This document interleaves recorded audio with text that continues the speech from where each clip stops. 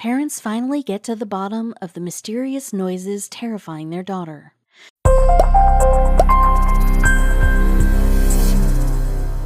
A family living in Illinois didn't know why they were hearing mysterious voices emitting from the walls of their home, but they knew where they were coming from. 9-year-old Brianna Smith's room was the epicenter for the unusual occurrence, and after dealing with the sound for 6 years, she had felt its effects. Brianna Smith's room looks like any other 9-year-old's dream room: pink walls, stuffed animals, and plenty of room to play. But one thing that was out of her control was the sound that would come from the walls at night, keeping Brianna awake, and her parents were worried about their young daughter. Brianna didn't know where the sounds were coming from, but she knew when they would start. Only at night did she hear the muffled sounds of people shouting and distant music, and sadly it had been happening since she was about 3 years old. But when she went to her parents for help, they didn't know how to respond. The only problems that Brianna should have had to worry about were her schoolwork and keeping up with her friends, but she was busy dealing with the effects of hearing loud voices and music behind her bedroom walls every night. Some days the voices from her walls were so loud that she had to fall asleep in her parents' room.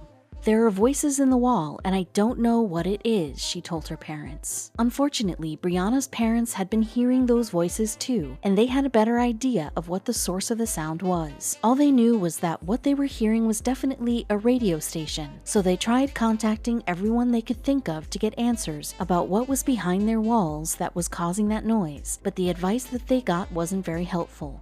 Brianna told ABC7 News that the noises have been waking me up at night, and the news team was determined to get to the bottom of the strange phenomenon. So they contacted experts in radio technology and contracting to narrow down the possibilities of what could be happening behind the walls in this home.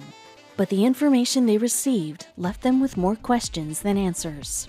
Because the noises were loudest behind the wall of young Brianna's room, her father removed a portion of drywall to expose the paneling behind it to try and get a better look at what may be causing the radio's music to play. And when he got a better listen, he was able to hear exactly what was playing, which made him want to keep his daughter far away from the voices she was hearing.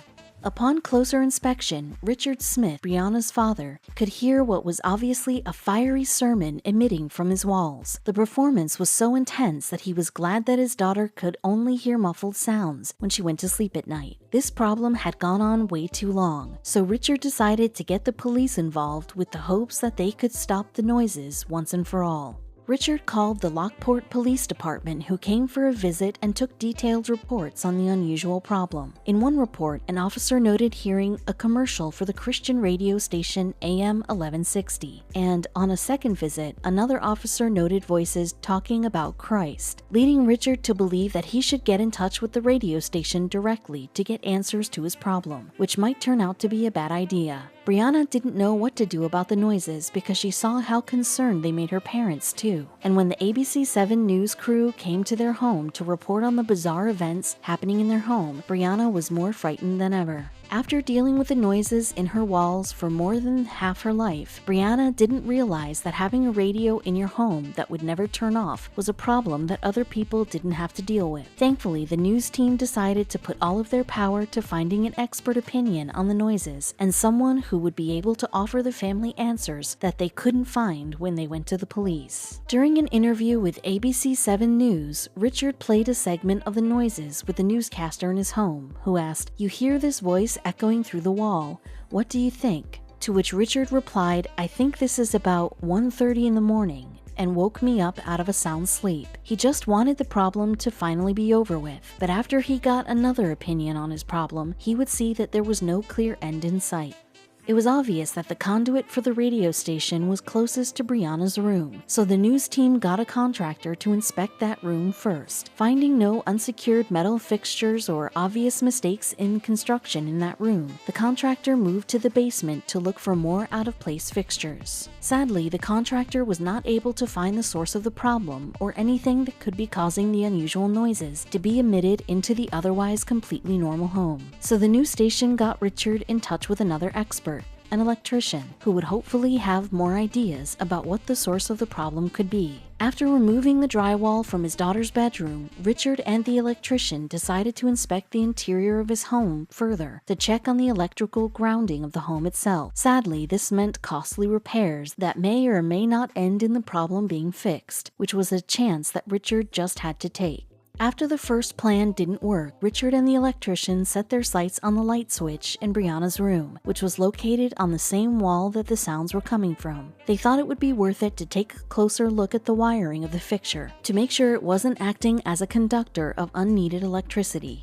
The electrician uninstalled the light switch from the wall and saw that everything was in its right place. The home had been repaired fairly recently, so the light switch was still in perfect condition. But he did notice something that the contractor failed to see on his visit. The light switch's wiring ran parallel to some pipes in the home that were slightly corroded from age, which the electrician thought could be the source of the family's problems. He was looking out for any irregularities in the house that could be causing the unusual occurrence. But what could be done about the pipes without tearing the entire house down? Throughout the months of work being done on the family's home, the real victim of the radio signal was Brianna, who couldn't get used to sleeping in a room with music blasting at odd times. So she started falling asleep in her parents' bedroom for the time being, all the while hoping that this problem would be solved. And when another expert got in touch with Richard, he also thought this could be the end of their problems. In the neighborhood in Lockport, Illinois, where the Smith family reside, there are 6 radio towers in close proximity. Richard noticed this when he first got in touch with the police department, who couldn't draw any direct connections between the radio tower's existence and the music in Richard's home, because no other houses in the area had that problem. But when Richard got in touch with someone who worked in radio, they thought differently.